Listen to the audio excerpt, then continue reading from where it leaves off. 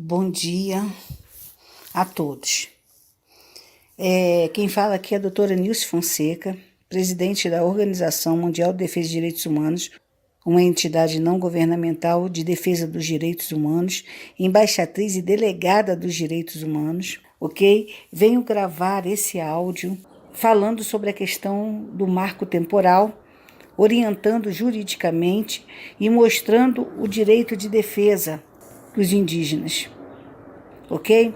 Então eu vou falar sobre a lei, é um áudio um pouco demorado, tem que ter um pouco de paciência para poder ouvir, mas que orienta, dentro da Constituição, os direitos dos índios para que possam lutar e pedir o cancelamento da lei que defende o marco temporal, ok?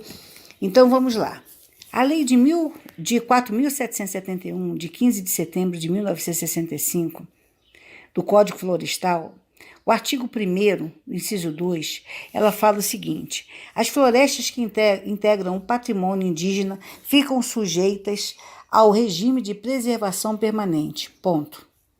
O artigo 3º-A fala que a exploração dos recursos florestais em terras indígenas somente poderá ser realizada pelas comunidades indígenas em regime de manejo florestal sustentável, para atender a sua subsistência. Aí já falou tudo. Então, nós vamos agora na questão das sociedades indígenas e a ação do governo. Os atos que o governo tem feito, tá? Alguns para beneficiar os índios, outros para prejudicar os índios, tá certo? Então, vamos lá. Nós vamos falar sobre o tratamento constitucional, que seria da Constituição de 1934 a 1969. Então, a Constituição de 1934, ela estabelece a competência privativa da União para legislar sobre incorporação dos civícolas à comunhão nacional, assegurando-lhes o respeito à posse da terra, em que se acham permanentemente localizados, as quais não poderiam ser alienadas. Então, que mesmo que o governo ele tenha o poder de legislar sobre a incorporação dos índios à comunhão nacional, mas eles têm que respeitar a posse das terras em que se acham permanentes e localizados os índios, os indígenas, a quais não podem ser alienadas de forma nenhuma, nem pelo próprio governo. Ele não tem autonomia constitucional de alienar a terra, de tomar para si e determinar o que vai ser feito dentro da terra. Aí nós vamos lá mais na frente, na Constituição de 1988, no artigo 20 da Constituição Federal, que diz o seguinte: inclui entre os bens da União as terras tradicionalmente ocupadas pelos índios. Ponto. É um patrimônio da União. A inovação é importante, mas trata-se aqui de reconhecer não apenas a ocupação física das áreas habitadas pelos grupos indígenas, mas sim a ocupação tradicional, segundo as suas tradições, os seus costumes, do território indígena. O que significa reconhecê-lo como toda a extensão de terra necessária à manutenção e preservação das particularidades culturais de cada grupo, de cada tribo. Incorpora-se aí não apenas a manutenção das tradições do grupo, dos índios, das tribos. Entram nesse conceito, por exemplo, as terras consideradas sagradas, os cemitérios distantes, as áreas de deambulações. A Constituição de 88 identificou assim o conceito de terra indígena como seu habitat, explicitando que a posse indígena não se confunde com conceitos civis.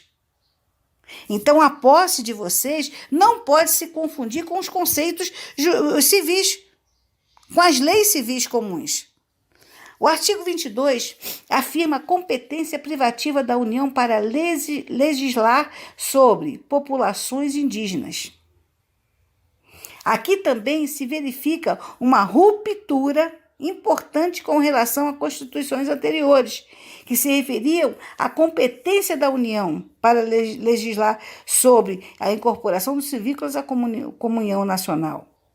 Então, o que acontece? Ao abandonar intencionalmente qualquer referência à incorporação ou integração dos índios à sociedade nacional, a Constituição de 88 reconheceu o direito das populações indígenas de preservar sua identidade própria e cultural diferenciada.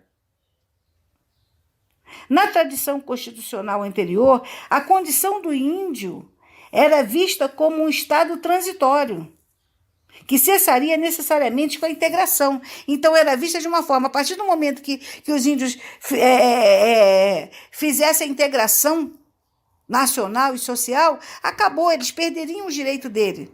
Só que a partir de 88, o discurso da integração cedeu posse ao reconhecimento da diversidade cultural. A própria Constituição, ela diz claramente isso. Entendeu? E no artigo 49 estabelece a competência exclusiva do Congresso Nacional para autorizar a exploração e aproveitamento de recursos hídricos e a pesquisa de lavra de riquezas minerais nas terras indígenas. Quer dizer, o Congresso ele só tem autonomia para dar autorização de exploração. E assim mesmo com a anuência das tribos indígenas, em benefício das tribos indígenas. Então, pode haver exploração nas riquezas desde que o Congresso aprove e haja uma justificativa que essa exploração vai trazer recursos para a sobrevivência dos indígenas. É feito para eles, não para outros lugares, outras pessoas. Entendeu? Então, aqui diz claramente que ele tem esse domínio. Mas ele não tem autorização de mandar demarcar as terras indígenas. A Constituição fala isso claramente. O artigo 109 fixa a competência da Justiça Federal para processar e julgar disputas sobre os direitos indígenas.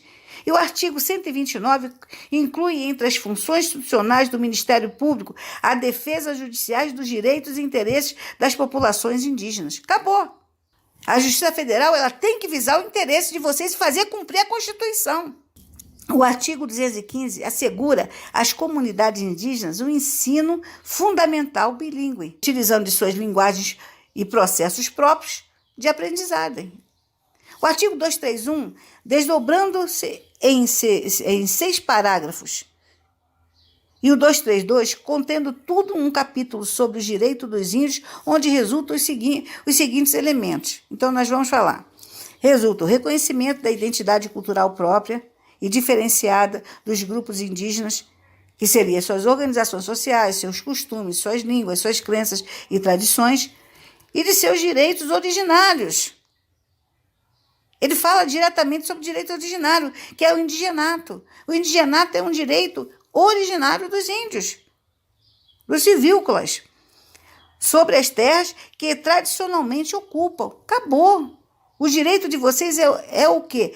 São originários. Por quê? Porque vem do indigenato. É um direito indigenato, acabou, não tem essa. As terras indígenas devem ser demarcadas e protegidas pela União. E elas não foram demarcadas, então já não é um problema das tribos. Não pode se usar a justificativa, como não foi demarcada, não pode ser terra indígena. Que isso? Opa, vamos entender de constituições, entendeu? Federais, para depois falar uma besteira dessa. Querer criar um projeto de lei, entendeu? Tem que entender. Vamos buscar os primórdios da história constitucional para falar qualquer besteira. Para não falar qualquer besteira, entendeu? O reconhecimento da organização social das comunidades indígenas determina, assim, a orientação da política indígena. O abandono implícito da vocação integracionista, tá, encontrada nos textos constitucionais anteriores, abriu espaço para uma nova ótica que valoriza a preservação e o desenvolvimento do patrimônio cultural indígena. Acabou, é o patrimônio cultural de vocês. Por sua vez, a recuperação jurídica do Instituto do Indigenato, tá, nas leis e cartas régias do período colonial, assentou o reconhecimento de que a posse indígena da terra decorre de um direito originário, que por isso independe de titulação, precede e vale sobre os demais direitos. No artigo 231 fala isso. Entendeu? Então, o direito de vocês é originário. Precede e vale sobre qualquer demais direitos. As terras tradicionais ocupadas pelos índios são aquelas que por eles habitadas em caráter permanente, as utilizadas para suas atividades produtivas, as prescindíveis à preservação dos recursos ambientais necessários ao seu bem-estar e as necessárias à sua produção física cultural, segundo seus usos, costumes e tradição. O artigo 231 do parágrafo 1º fala isso. Nas terras tradicionalmente ocupadas, os índios detêm o direito de posse permanente e de uso fruto exclusivo das riquezas dos solos, rios e lagos. O artigo 231, no parágrafo 2º, fala isso. As terras indígenas são inalienáveis e indisponíveis, e os direitos que os índios exercem sobre elas são imprescritíveis. O artigo 231, parágrafo 4º, fala isso. Então, a terra de vocês são inalienáveis, indisponíveis, imprescritíveis. Entendeu? E são o direito originário. Através do quê? Da tradição. Não é temporal, mas tradicional. Os grupos indígenas não podem ser removidos de suas terras a não ser em casos de catástrofe ou epidemia. Acabou. Vocês não podem ser removidos. Isso fala claramente o artigo 231, no parágrafo 5º da Constituição. São nulos, extintos e não produzem efeitos jurídicos os atos que tenham por objetivo a ocupação, o domínio ou a posse por terceiros e a exploração dos recursos naturais dos solos, rios, lagos e nas terras tradicionalmente ocupadas pelos índios. Então, aqui já disse, não produzem efeitos jurídicos. Acabou, só aí já acabou com o processo. O processo que está rolando, a lei que está rolando, entendeu? Que está para ser aprovada ou não sendo discutida, ela é inconstitucional, gente. Ela vai contra a Constituição. E tudo que vai contra a Constituição é crime, é lei. Onde já se viu o próprio legislativo apoiando uma coisa que é inconstitucional. O próprio executivo apoiando uma coisa que é inconstitucional. O próprio justiça apoiando uma coisa que é inconstitucional. Não, não pode. A justiça tem que julgar. Qual é a obrigação da justiça? É fazer a lei ser cumprida.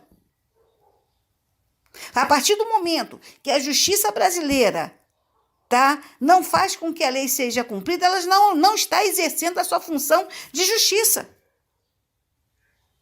Ela mesmo está infringindo a lei. Então, essas coisas tem que tomar muito cuidado. Muito cuidado. Por quê? Porque isso implica numa denúncia séria. Uma denúncia séria contra a questão desse marco temporal. Você entende? Então, aí aqui fala ainda... A nulidade e extinção não geram um direito de indenização. Quer dizer, vocês podem pedir a nulidade e a extinção. Não, que nós vamos pedir. Não existe nem para a União, nem para vocês. De qualquer ato que é feito inconstitucionalmente, porque ele é crime. A partir do momento que você não cumpre a lei, você está cometendo um crime. A partir do momento que você não cumpre a lei de defesa dos direitos humanos, você está cometendo um crime contra os direitos humanos. Agora, o que me admira muito, é sancionar, entendeu? Uma lei passando por cima de toda a Constituição, achando que é a pessoa certa. E o que me admira muito é o Congresso aprovar. É passar por tanto lugar, para tanto isso. Eles não têm autonomia constitucional para fazer isso, gente. Vá voltar na Constituição, vai ler, vai aprender o que é Constituição Federal, para depois criar qualquer projeto de lei, para não fazer coisas erradas. Eu sempre falo, um deputado federal, um senador, um deputado estadual, um vereador, eles têm que entender de lei, vai buscar o que é lei para poder criar qualquer projeto de lei que venha prejudicar a população. Porque isso é para prejudicar uma população, porque vocês são a população indígena, que também pertence à nossa população. Direito, eu costumo falar, gente, dá quem tem, não é quem quer. Entendeu? Então, aqui fala, os índios, suas comunidades e organizações são partes legítimas para ingressar em juízo em defesa dos seus direitos e interesses. Vocês podem ingressar em juízo, em defesa, pedindo a nulidade de sentença, a nulidade de aprovação dentro do Congresso, do projeto de lei, de um marco temporal que infringe a Constituição brasileira. Entendeu? Em defesa dos seus direitos e interesses, sendo obrigatória a intervenção do Ministério Público Federal. O Ministério Público Federal tem que abraçar a causa de vocês e defender vocês, o interesse de vocês. Diz isso o artigo 232. Então, tem que pegar e ir em frente e defender. Porque, na realidade, vocês também são patrimônios da União. Correto? O artigo 67 das disposições transitórias determinou o prazo de 5 anos a partir da promulgação da Constituição para a conclusão da demarcação das terras indígenas. Esse prazo encerrou-se em 5 de outubro de 1993, sem que pudesse ter sido concluída a demarcação de todas as áreas indígenas do país.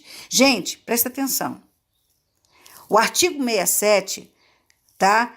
Ele fala sobre o prazo, que se encerrou no dia 5 de outubro de 1993.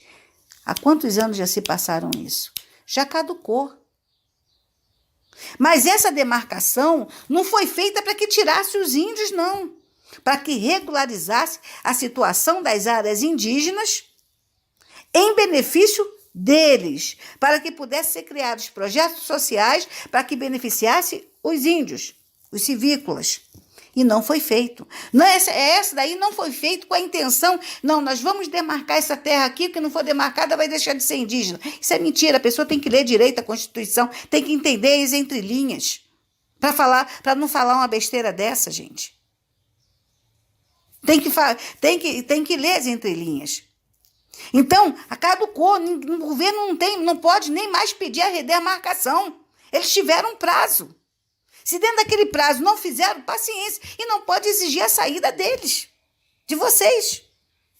Até porque a demarcação foi dita aqui na Constituição, ela é feita, na realidade, com o intuito de apoiar, de preservar, e não de tirar, porque a Constituição fala o tempo todo que não pode ser tirada, não pode ser alienada, não pode ser, entendeu? Doada, não pode ser nada.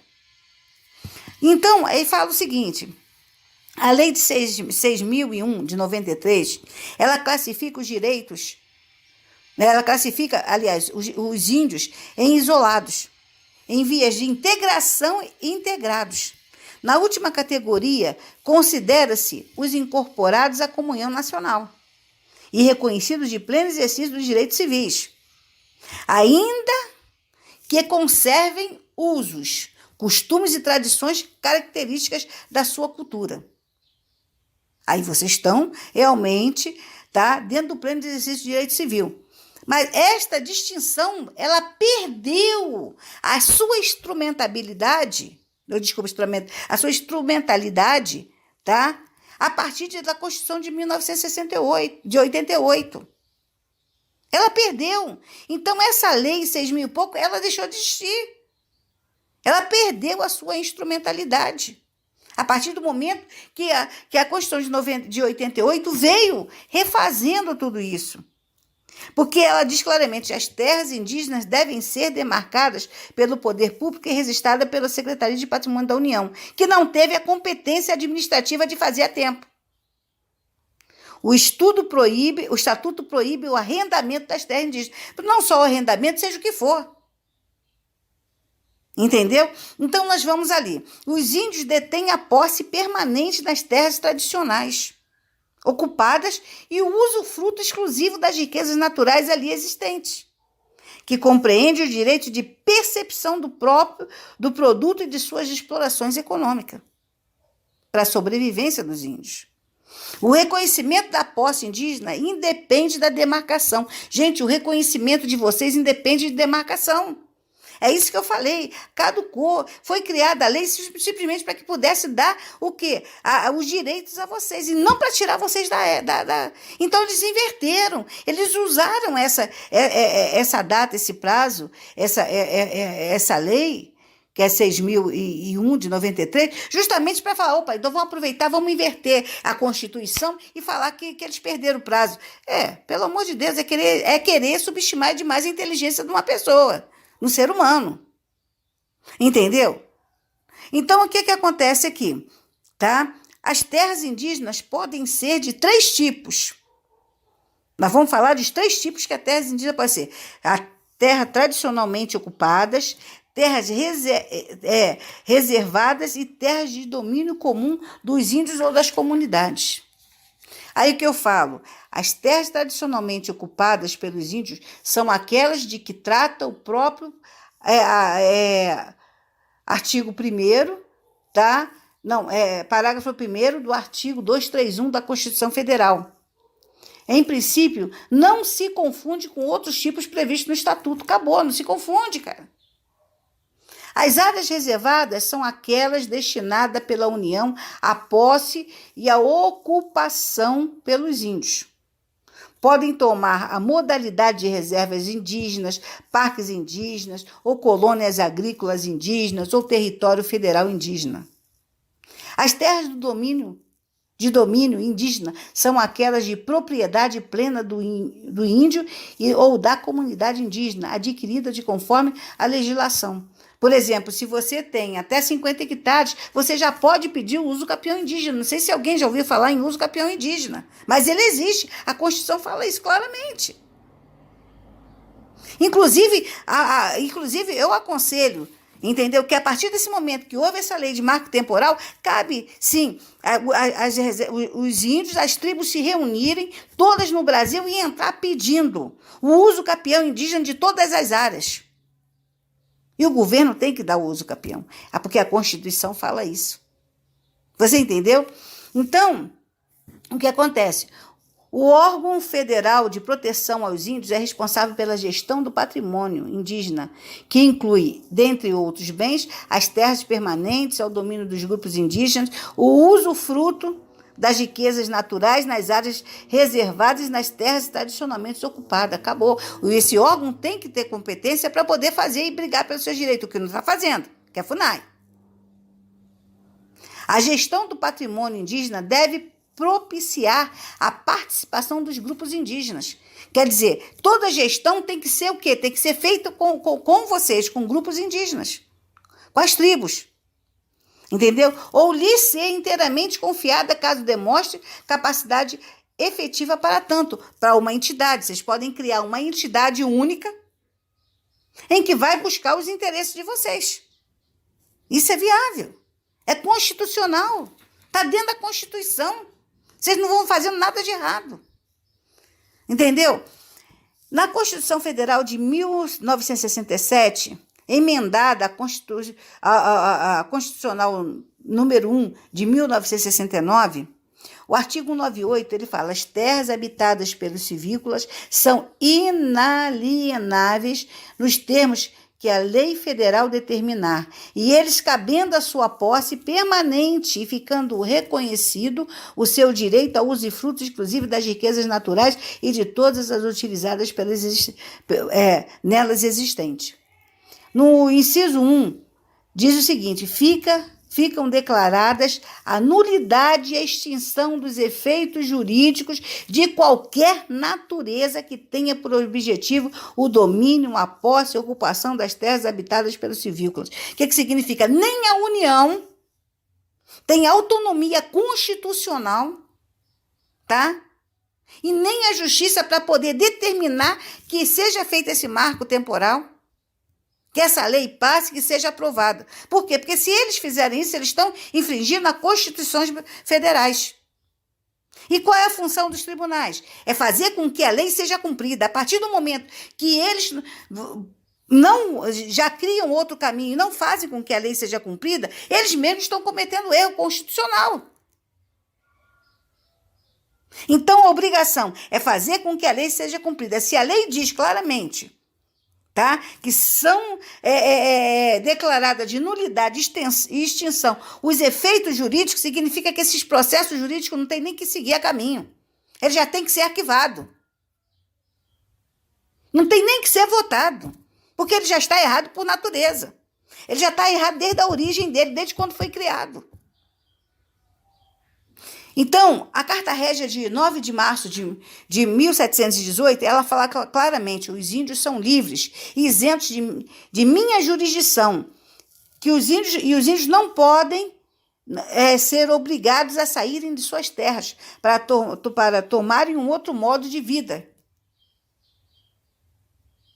ou se agregarem a outro estilo de vida. Então, isso aí...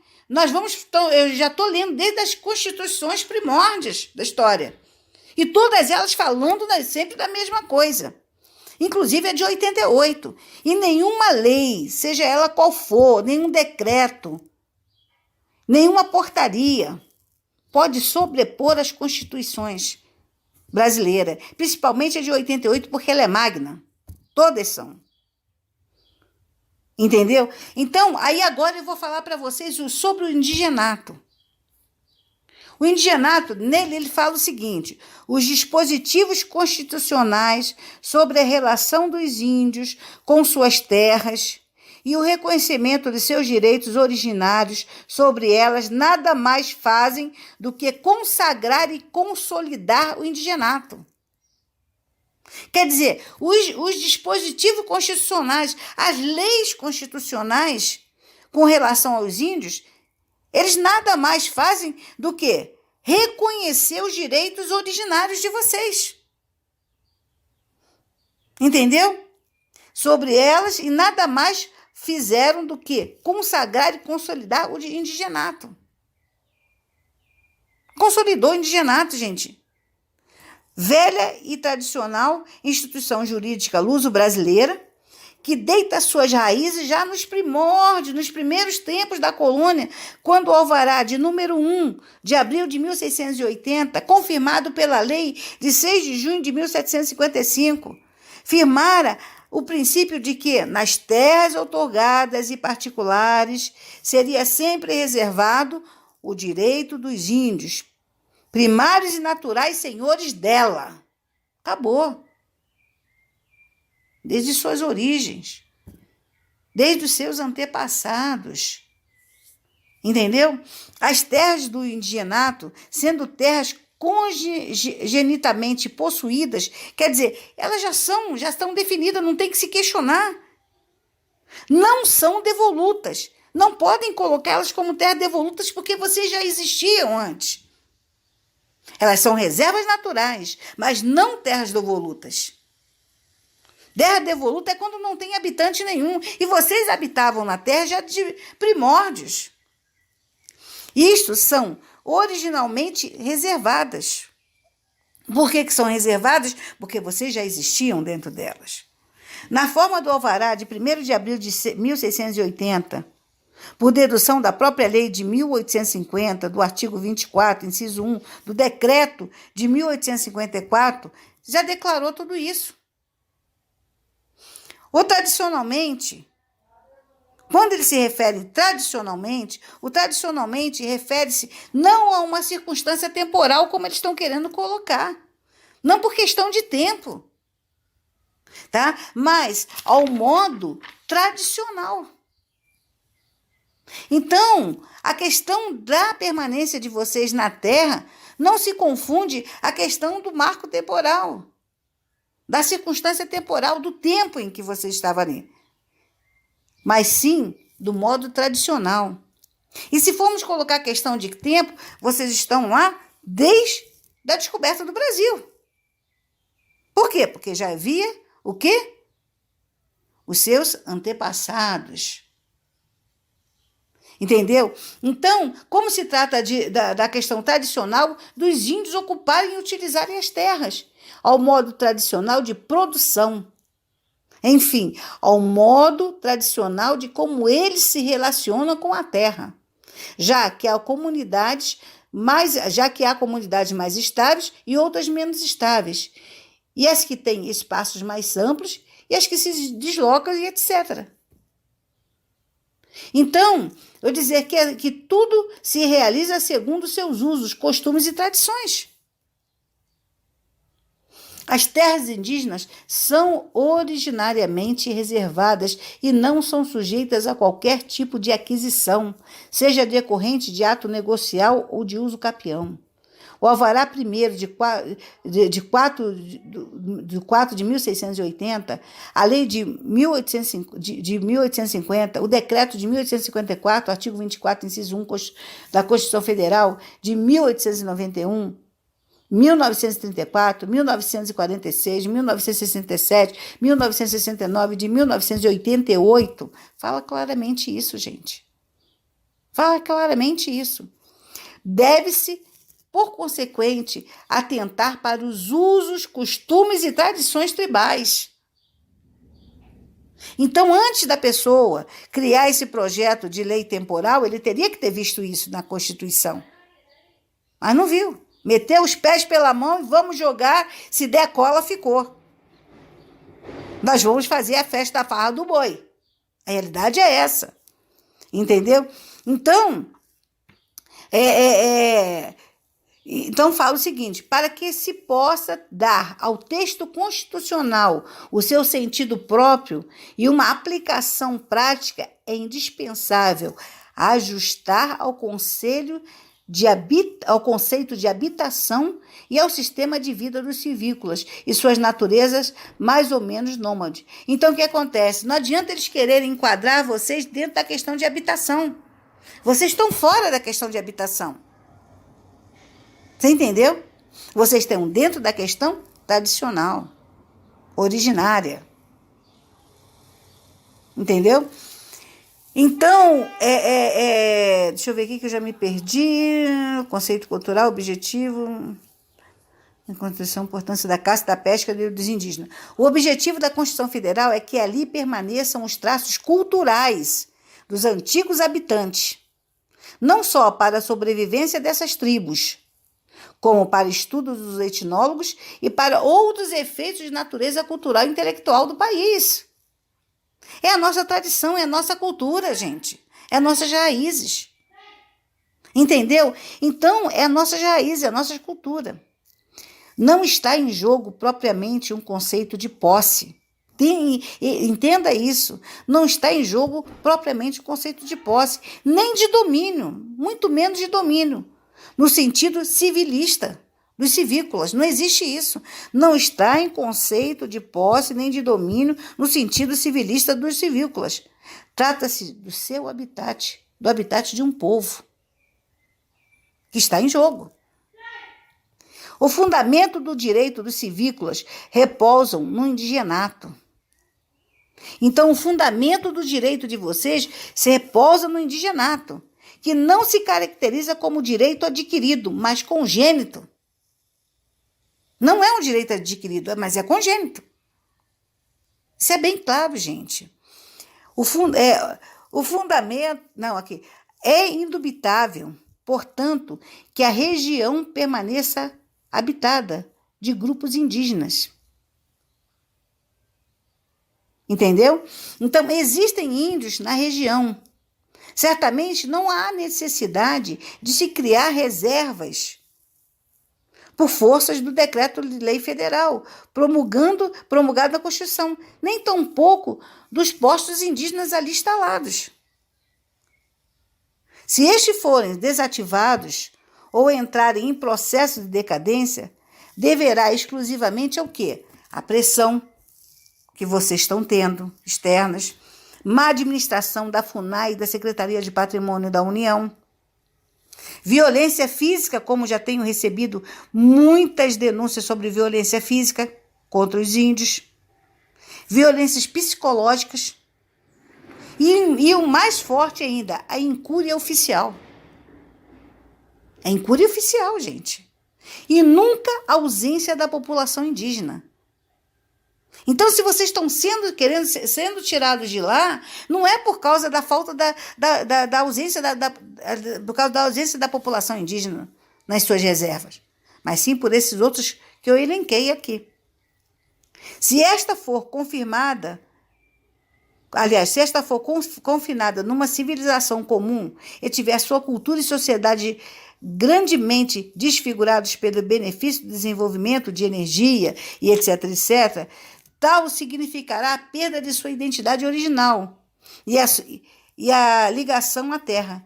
Isto bem expressa a realidade do tradicionalismo da região como habitat indígena. Quer dizer, mesmo que vocês venha ao desenvolvimento, que procure ter dentro da tribo uma condição de vida melhor, uma casa, seja lá o que for, água, luz, é um direito de vocês. Mas ao redor existe o quê? A reserva permanente que dá sustentabilidade de vida para vocês. Caça, pesca, os materiais que vocês pegam para fazer os artesanatos, para dar continuidade à tradição. Então a questão não é temporal, é tradicional. A questão é o indigenato e ninguém pode tirar isso. Eu acho que eu já falei muito, entendeu? Joguei alguma coisa para que possa entender. Me desculpe se de repente eu falei alguma forma de falar, mas a minha intenção é ajudar e me colocar inteiro dispor de vocês para lutar, para pegar essa causa e entrar com pedido de nulidade, com pedido de cancelamento e arquivamento de um processo que não pode acontecer, porque ele é inconstitucional. Então, eu me coloco à disposição. Obrigado, desculpa qualquer coisa e que Deus abençoe.